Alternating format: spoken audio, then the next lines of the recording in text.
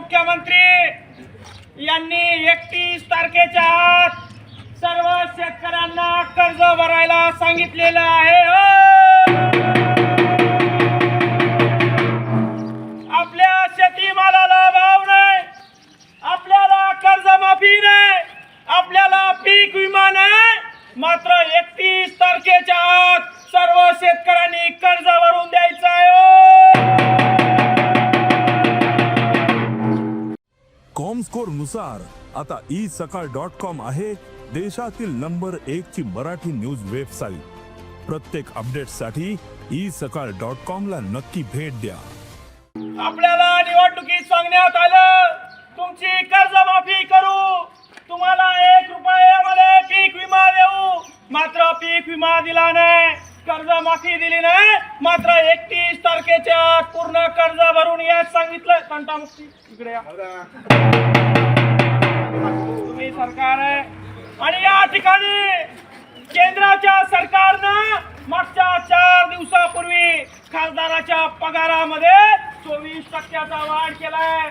24% वाढ म्हणजे 1 लाखाला 24,000 रुपये आता खासदाराला जास्त मिळणार आहे।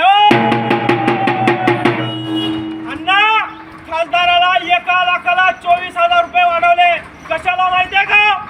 कशाला म्हणा? आता शेतकरी एखादा कर्जमाफी करून आत्महत्या केला तर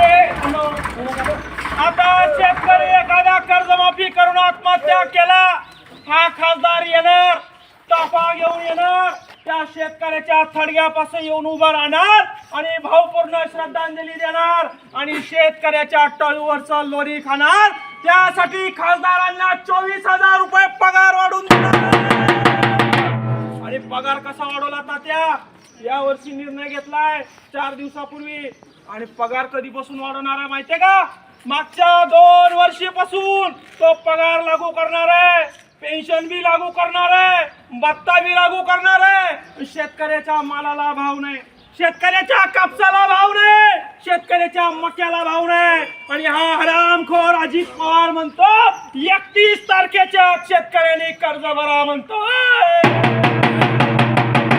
धन्यवाद। देश विदेशातील प्रत्येक घडामोडींचे लाईव्ह अपडेट मिळवण्यासाठी आता साम टीव्हीच्या सर्व सोशल मीडिया प्लॅटफॉर्मला लाईक, फॉलो आणि सबस्क्राईब करा। तसंच सर्व नोटिफिकेशनसाठी बेल आयकॉन प्रेस करायला विसरू नका।